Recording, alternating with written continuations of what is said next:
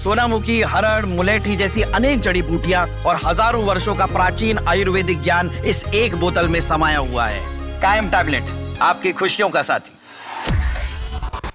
इस वक्त की बड़ी खबर भारत के डिफेंस सेक्टर को लेकर आ रही है। राजनाथ सिंह ने 20 साल का ब्लूप्रिंट तैयार कर लिया है। राजनाथ सिंह ने क्या ब्लूप्रिंट तैयार किया है, वो 20 साल का प्लान क्या है, पूरी दुनिया से क्यों हैरान होने वाली है, इसे हम जानेंगे। न्यूज रूम में ऋतिक हमारे साथ मौजूद है।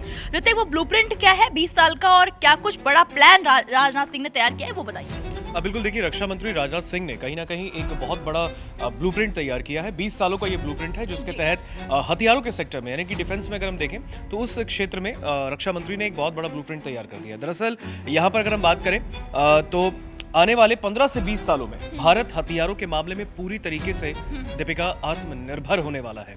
ये एक बहुत बड़ी खबर है, यानी कि अभी से इसकी शुरुआत रक्षा मंत्री राजनाथ सिंह ने इसके लेकर एक इशारा कर दिया, इसके लेकर एक संकेत दे दिया है। यानी कि अब इसका सीधा मतलब है कि अगर हथियारों को लेके भारत आत्मनिर्भर होगा तो फिर उसे अमेरिका, फ्रांस, रूस या फिर किसी बाकी देशों पर निर्भर होने की जरूरत नहीं पड़ेगी। वो किसी पर डिपेंडेंट नहीं होगा, भारत खुद में ही आत्मनिर्भर रहेगा। और ऐसे में अगर मैं आपको बताऊं, अगर उस वक्त में जंग भी होती है, युद्ध होता है, तो फिर हथियार भारत खुद बनाएगा, भारत में ही, तो उसे किसी से खरीदने की जरूरत नहीं पड़ेगी और ये बड़ी बात हो जाएगी। और इतना ही नहीं, हम दूसरे देशों को बेचकर मोटा पैसा भी कमा सकते हैं। यानी कि ऐसे वक्त में हम चाहे तो अमेरिका, फ्रांस, रूस, इनको भी हथियार जो है वो बेच सकते हैं। बट अगर इसमें हम देखें, रक्षा मंत्री का जो ये दावा है, इसको हम बहुत इसलिए भी हल्के में नहीं ले सकते, क्योंकि पिछले कुछ सालों के आंकड़े में एक बहुत बड़े बदलाव की ओर ये इशारा कर रहे हैं। दरअसल एक रिपोर्ट आई है हाल ही में, दीपिका, और इसके मुताबिक इंडियन आर्मी ने गोला बारूद के मामले में 90% से ज्यादा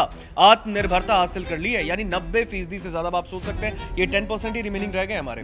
बट अगर हम देखें, अगर इस बीच में अगर जंग भी छिड़ता है तो फिर हमें गोला बारूद के लिए किसी और देश की तरफ इंतजार करने का भी मौका नहीं पड़ेगा। यानी अगर युद्ध के हालात बनते हैं, हालांकि युद्ध ना हो तो बेहतर है, क्योंकि युद्ध अच्छा विकल्प नहीं है, लेकिन अगर हम देखें तो ऐसे में गोला बारूद के लिए भी हमें किसी और भी मुल्क का इंतजार नहीं करना पड़ेगा। और जब तक जंग होगी, भारत अपने गोला बारूद खुद बनाएगा और जंग लड़ सकेगा।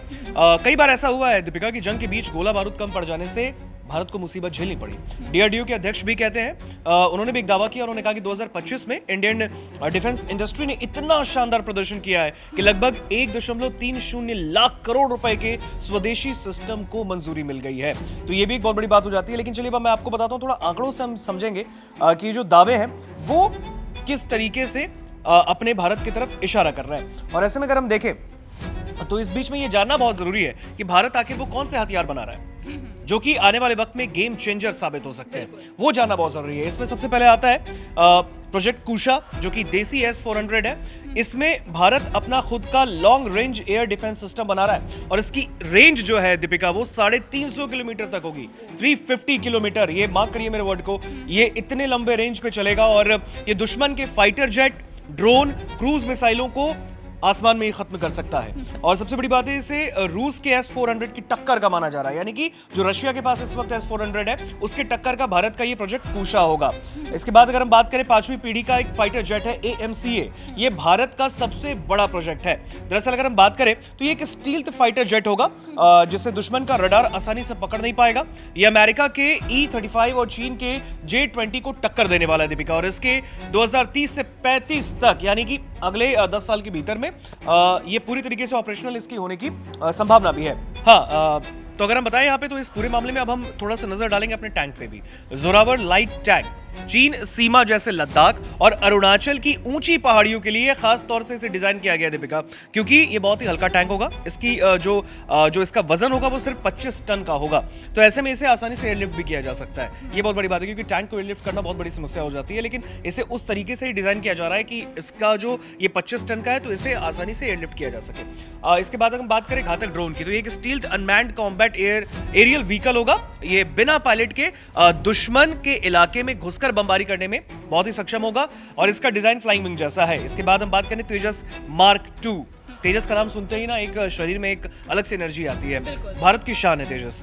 वर्तमान तेजस से बड़ा और अधिक शक्तिशाली ये फाइटर जेट होने वाला है, तेजस मार्क 2, और इसमें ज्यादातर हथियार और ईंधन ले जाने की क्षमता होगी। ये आने वाले सालों में मिराज 2000, जैगुआर और मिग 29 जैसे पुराने विमानों की जगह लेने वाला है तेजस मार्क 2। इसके बाद हम बात करें तो फ्यूचर रेडी कॉम्बैट व्हीकल है। भारतीय सेना के पुराने हो रहे T-72 टैंकों को बदलने के लिए भविष्य का मैन बैटल टैंक होगा।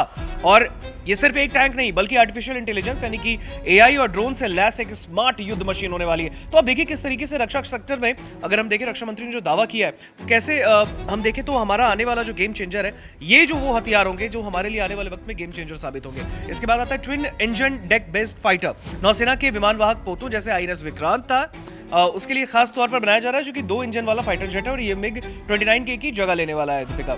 इसके बाद हम बात करें हाइपरसोनिक मिसाइल की। भारत एक ऐसी मिसाइल तकनीक पर काम कर रहा है दीपिका जो ध्वनि की गति से 6 गुना तेज उड़े। अब इसे रोकना दुनिया के किसी भी डिफेंस सिस्टम के लिए लगभग नामुमकिन है। तो ऐसे में हम देखें तो जो हमारे दुश्मन देश भी होंगे वो हमें नहीं रोक सकते। ऐसे में ब्रह्मोस की बात करें, ब्रह्मोस NG नेक्स्ट जनरेशन है ये। मौजूदा ब्रह्मोस मिसाइल का छोटा, हल्का और स्मार्ट वर्जन होगा। इसमें तेजस जैसे छोटे फाइटर जेट्स भी तैनात किए जा सकेंगे जिससे भारत की मारक क्षमता कई गुना बढ़ेगी। इसके बाद हम बात करें तो फिर K5 और K6 सब मरीन मिसाइल, पानी के अंदर की भी चीजें हमें देखनी होगी ना।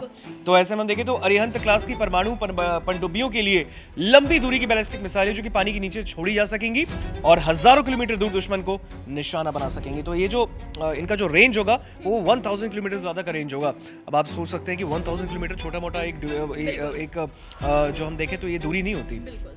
अगर हम बताएं इसमें तो सबसे बड़ी बात है कभी भी हम कोई तैयारी करते हैं तो राह में कोई रोड़े भी होते हैं, कई तरीके के परेशानियां आती हैं, तलखियां होती हैं, उससे भी हमें कैसे उभरना है वो भी जानना बहुत जरूरी है। तो इंजन तकनीक हमारे पास नहीं है अभी, तो ये एक रोड़ा जो है वो रास्ते में बन सकता है क्योंकि वो चाहे वो फाइटर जेट हो, टैंक हो, नौसेना के जहाज हो, इनका दिल यानी कि इंजन बनाना दुनिया की सबसे जटिल तकनीकों में से एक है। भारत ने फाइटर जेट के लिए कावेरी इंजन बनाने में 3 दशक लगाए यानी कि 30 साल, और फिर भी पूरी तरीके से सफलता भी हाथ नहीं लगी हमें।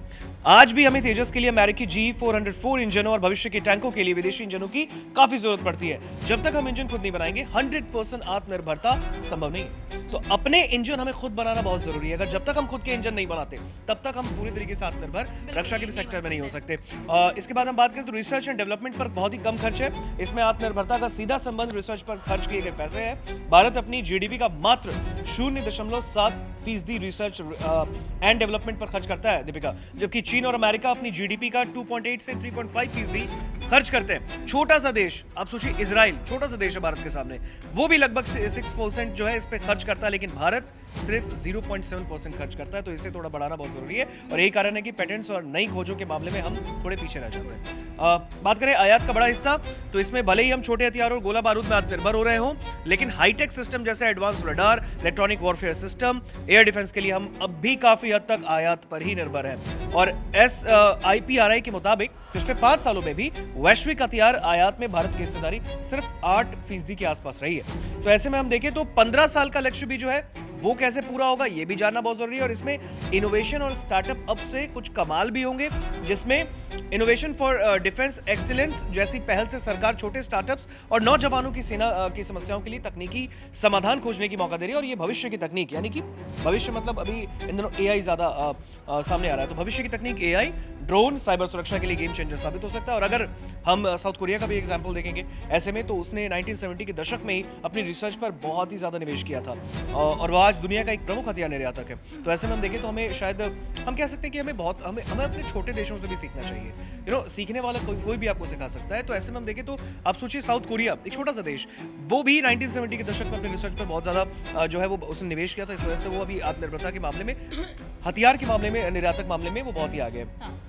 अब भारत उसी रास्ते पर चल रहा है और जिस तरह से 91% गोला बारूद में आत्मनिर्भरता भारत ने हासिल कर ली है, उस तरह से DRDO और प्राइवेट इंडस्ट्री मिलकर अगर नाग मिसाइल, तेजस और तोपें बना रहे हैं, तो उससे अब कहीं ना कहीं एक उम्मीद जग रही है कि आने वाले वक्त में भारत 15 से 20 साल का एक लक्ष्य लेकर चल रहा है। और जिस तरीके से रक्षा मंत्री राजनाथ सिंह ने दावा किया है, बहरहाल अगर इस पूरे डायरेक्शन में अगर काम सही तरीके से होता है तो जाहिर तौर पर अगले 15-20 साल में हिंदुस्तान भी हथियार के सेक्टर में आत्मनिर्भर होगा और हम बाकी देशों को भी अपने तरीके से हथियार बेच पाएंगे और कहीं ना कहीं आत्मनिर्भरता जब आती है तो अपने आप में एक मजबूती आती है। बिल्कुल सही कहा ऋतिक आपने। और जो आपने 4-5 पॉइंट्स गिनाए हैं, जो रोड़े हैं, अब देखना यह है कि क्या आने वाले समय में जो है भारत इन मुश्किलों को पार करते हुए और जो 20 साल का ब्लूप्रिंट तैयार किया गया उसमें सफल हो पाता है या नहीं। लेकिन आपको क्या लगता है, हमें कमेंट बॉक्स में जाइए और इस पर अपनी राय जरूर दीजिए।